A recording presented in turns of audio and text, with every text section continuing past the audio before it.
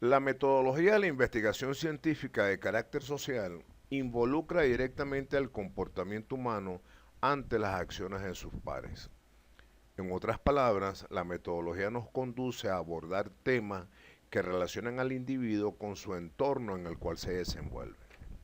Investigación científica es el nombre general que recibe el largo y complejo proceso en el cual los avances científicos son el resultado de la aplicación del método científico como tal para resolver problemas o tratar de explicar determinados, determinadas situaciones. Ahora bien, como es sabido, en el Centro de Investigaciones Psiquiátricas, Psicológicas y Sexológicas de Venezuela, las líneas de investigación están centradas en el campo de la conducta humana. Es por ello que los participantes de los diferentes estudios de posgrado en esta casa de estudios superiores están obligados a abordar temas relacionados con las personas en un espacio físico determinado. En función de lo antes expuesto, vamos a iniciar el capítulo 1 mostrando el esquema que nos permitirá visorar los elementos del mismo, es decir, las secciones y sus elementos que conforman el capítulo 1. Yo lo estoy llamando estructura, es decir, está compuesto por 4 secciones: planteamiento del problema, formulación del problema, objetivo general, objetivos específicos y justificación. En la pantalla vemos que hay 5 secciones, pero la formulación en el centro de investigaciones está o lo abordamos dentro del planteamiento del problema. En otras universidades se estructura de esta manera, pero en el centro de investigaciones, repito, la formulación del problema que se hace mediante interrogantes se coloca o lo desarrollamos al final del planteamiento del problema. Entonces tenemos planteamiento del problema, la formulación que va dentro del planteamiento, objetivo general, objetivos específicos y la justificación. En cuanto al planteamiento del problema, ¿cómo lo vamos a desarrollar? Con 2 constructos fundamentales. ¿Cuáles son esos constructos? Pues bien, el deber ser y el ser. Fundamentalmente estos 2 constructos los vamos a desarrollar. En cuanto al deber ser, debemos desarrollar nuestro discurso centrado en lo ideal, en lo bonito, en lo maravilloso, es decir, de cómo deben funcionar las cosas. Hay que describirlo tomando en cuenta la variable del estudio. Por ejemplo, si nuestra variable es la desnutrición en los niños de X sector, entonces el discurso se fundamentará en esa variable y sus múltiples situaciones. Debemos utilizar el método científico, o en este caso el método deductivo, es decir, se debe partir de lo general a lo particular. El discurso debemos sustentarlo con autores. Para ello, se recomienda utilizar 2 o 3 autores para el sustento.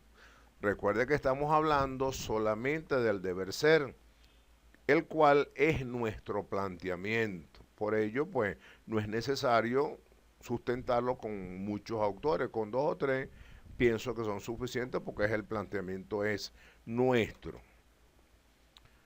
En cuanto al ser, propiamente dicho, es el problema que vamos a abordar. Hay que describir mediante el diagnóstico los posibles síntomas, posibles causas, posibles consecuencias o pronóstico y el control de ese pronóstico.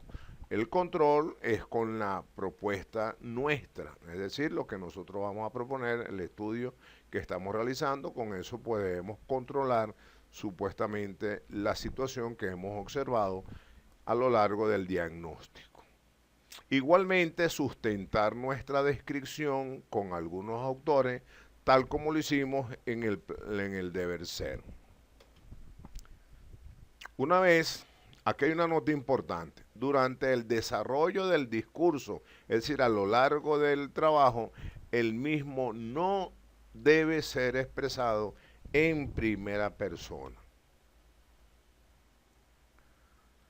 En cuanto a la formulación del problema, que ya dijimos estaba dentro o al final del planteamiento del problema, se hace mediante interrogantes.